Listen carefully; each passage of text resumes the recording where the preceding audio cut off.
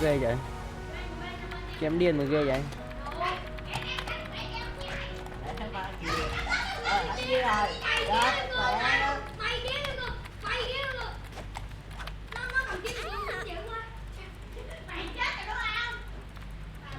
Không hiểu sao mình chết luôn.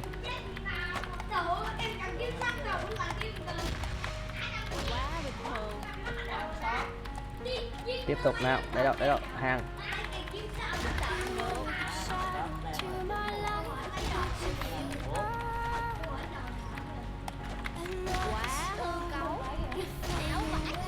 Ảo vãi trưởng.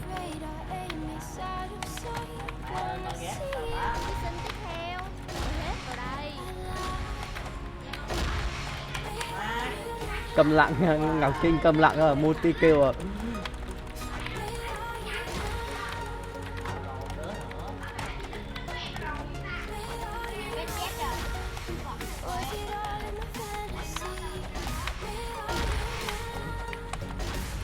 Vẫn đang multi kill. Hay. Tiếp tục. Hay, được đấy. Bye bye đây kìa.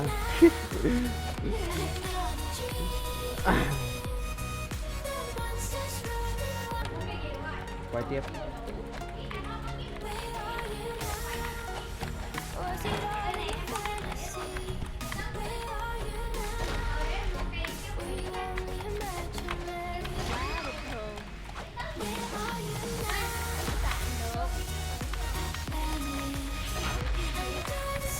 Top luôn rồi, đừng kích cái như vậy.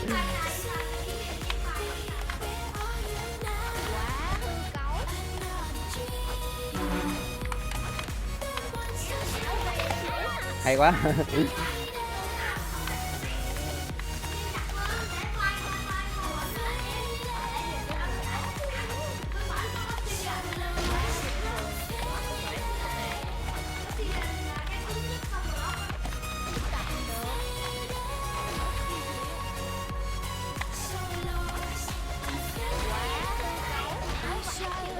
Hảo vãi trưởng rồi.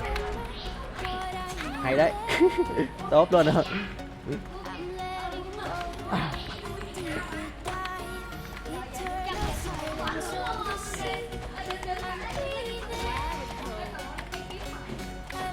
Nào tiếp tục nào, come on.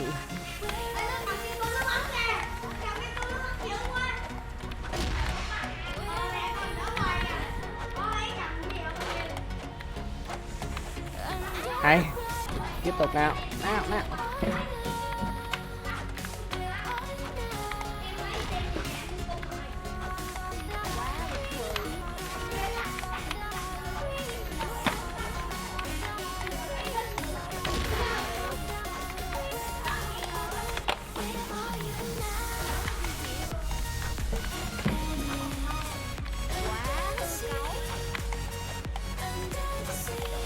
Hay.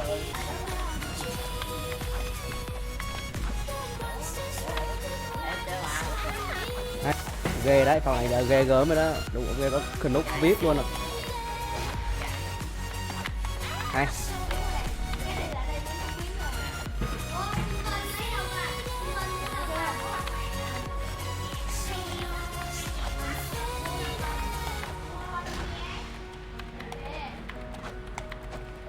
Hay quá, kích luôn. Quay thử tiếp coi xem sao.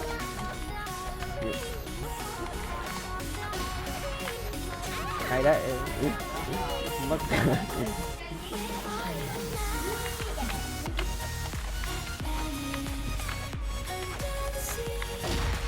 Khổng râm.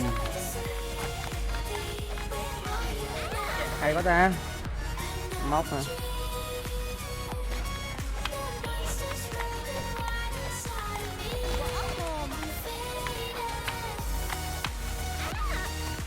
Trời ơi.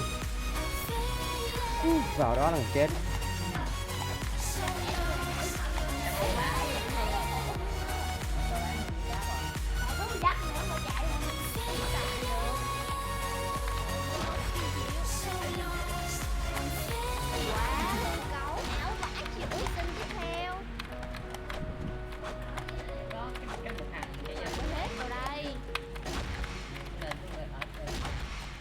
lại ngập mồm lại multi kill. Hack đi chứ, kêu hack trời. Nào hay đấy, quay tiếp.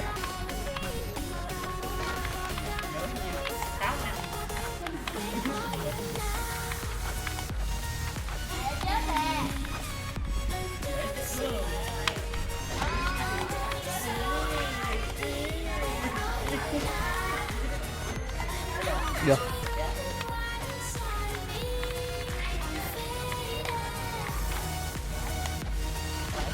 Hay. Con đấy con thật ạ.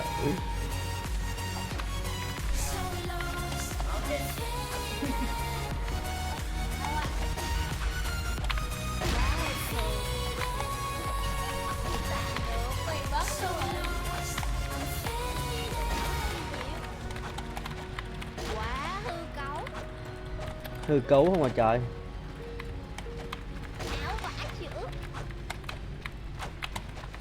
Hay.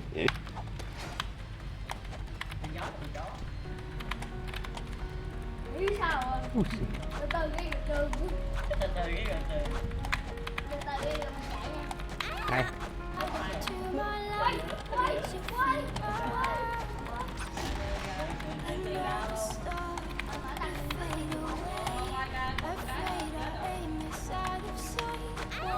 Cái gì mà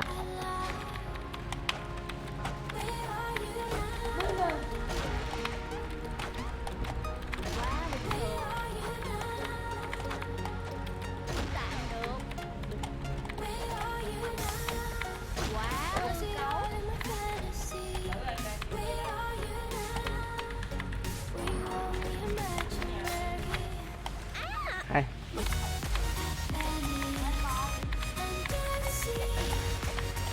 Làm cái trò gì?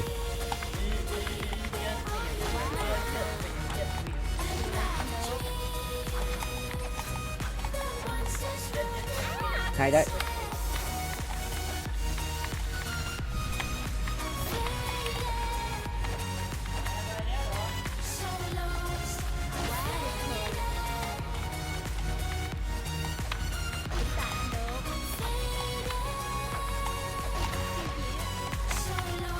Hay.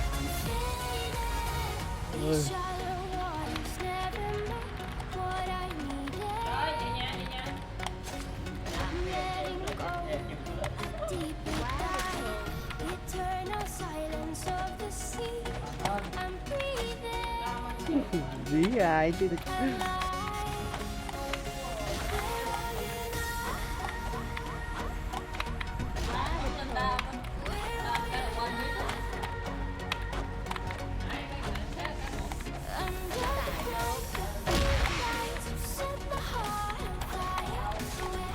Hay.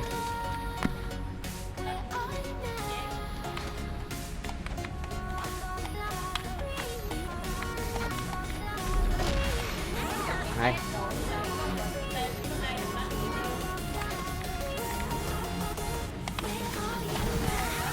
Được. Kích kìa. Hài.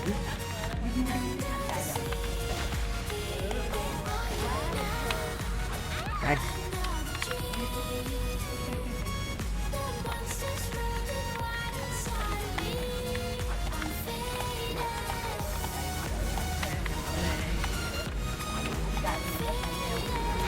Hay.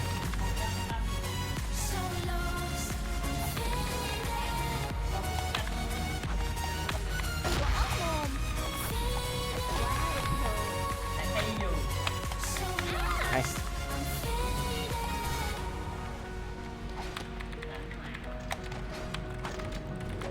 Á đủ.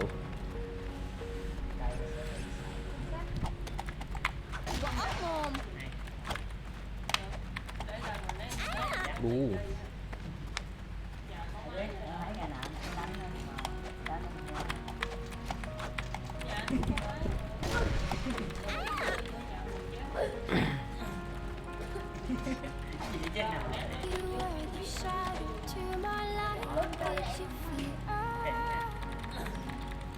Another star. vậy.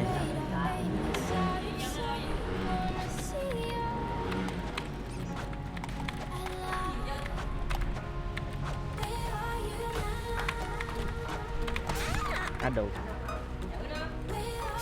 Hơi gà nha.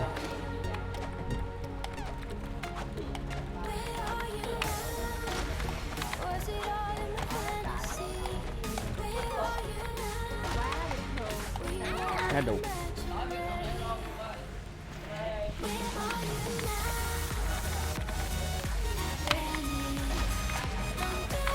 À đủ, ghê đấy.